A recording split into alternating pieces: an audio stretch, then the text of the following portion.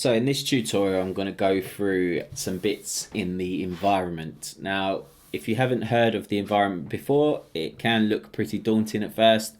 We're just going to go through some basic things that can add to some creativity, make things a bit easier when playing chords, etc. So yeah, we're just going to jump straight into it. Now, I'm just going to create a piano just in an instrument, just so we've got something just quite simple. And when I play C3, it sounds like this. Standard piano. Now we're going to jump into the environment. So there's two ways we can get to the environment. The key command shortcut is Command and 8, or we can just come up to Window, come down to Environment. As you can see there, it's Command and 8 shortcut, and the environment pops up. It's pretty straightforward, pretty basic. Just looks like a little bit different to our mixer. They've all got these little inputs and outputs on the side, so we can attach things to them and do some other things. So what we're going to do is we're going to add a chord memorizer. Now what we're going to do with this is we're going to make it so when we press one key on the keyboard, it'll play a whole bunch of keys and play a chord for us. To do that, we have to go New, come down to Chord Memoriser. Click on that and it brings up this little instrument here. Now before we do anything, we need to connect this chord memoriser to our piano instrument. So what we're going to do is click, if you keep hold of it and drag, you see it's got like a little jack lead and you can connect it to our piano. Right, quite straightforward, but at the minute it's still not going to do anything. We need to, one, put this into our range, and we also need to assign a note to play a chord. So let's assign a note to play a chord first. To do that, just double click on the chord memorizer and this pops up. So what we got is a top keyboard, which is the note we're going to press. So say let's go C3, and the bottom note is what it's going to output. So if we wanted to play, say, a simple C chord, just throw some higher end C notes so you can hear the contrast and just make it a bit OTT so you can hear it. So when we hit C3, it's going to play all of these notes. Hit OK. Now the second part we need to do is get this chord memorizer into our range. Now there's two ways we can do it. We can come into our range, create a new channel like this, right click or control click and reassign track, mixer and chord memorizer. Or a quicker way to do it is just to click and drag it in. Now it'll ask this, just hit create, and as you can see, it's there. Now if I push C3, you can hear straight away it's playing the chord.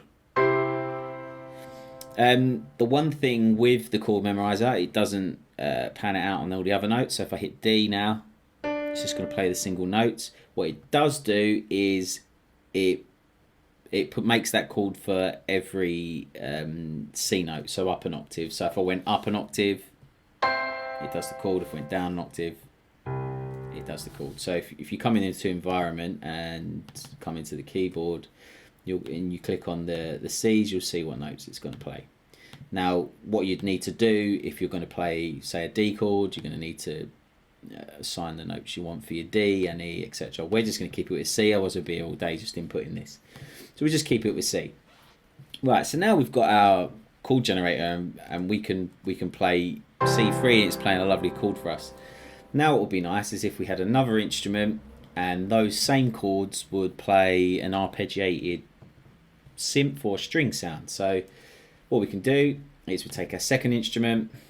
Let's just get a string sound, pizzicato string, for example. Maybe let's go violin.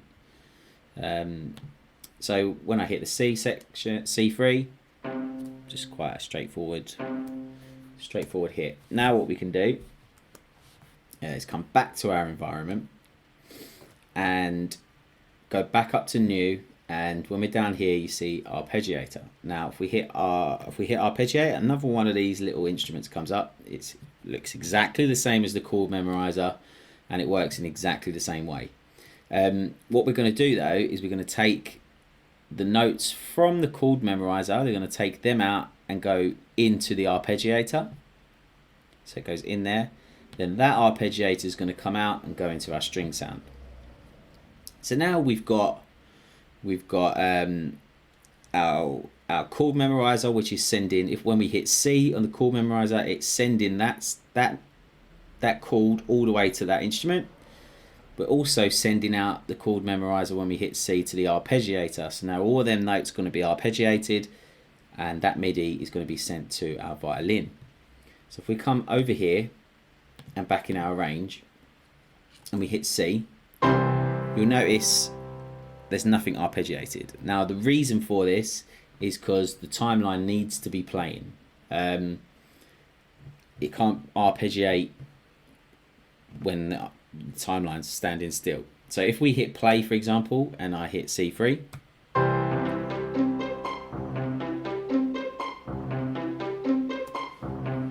you can hear straight away that it's arpeggiating, it's going up and down. So that's working. What we do have though is if you click on the arpeggiator, we have some settings here that we can change. We can change up. So let's just hit play, and I'm going to hit the C3 chord. Now, if you look, we can change the resolution 16ths. We can change the direction to a bit maybe random. Change if we had an instrument with that had a sustained note rather than just a pluck, we could change the length of the note. We can change a lot of things here, which is quite a good little tool. All by just pressing C3 on the keyboard. So that's one way of getting some cool little ideas, playing around with arpeggiators and chords, and getting some nice little ideas when maybe you're having a bit of a block, and you can do that. So say for example we've got a nice part. If we let's just hold for 4 bars, we're recording C3, just me holding the C3 note. Oh.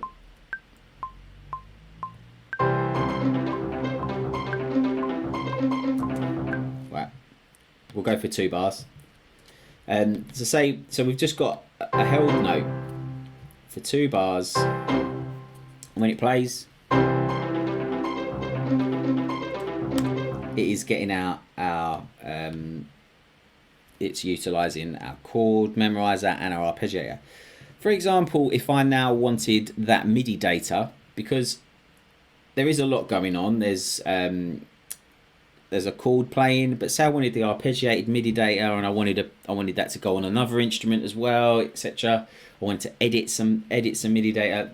This is probably the best part of this. So what we can do, if we hit new and go to sequencer input, now if we hit that, it brings up another one of these sequencer inputs, another instrument. Now depending on what we want to come out of, if we want to just, we know what notes the chords are and what order they're going in, so we might not want that. The arpeggiator, for example, though, if it's random, we might want to get that MIDI data and be able to play around with it.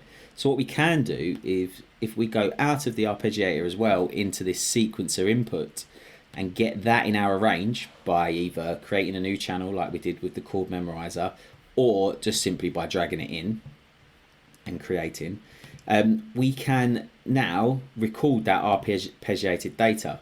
Now, whatever you're coming in from, so the arpeggiator or the chord, is what it will record. So if now I've recorded that part in, if I just record and let it play,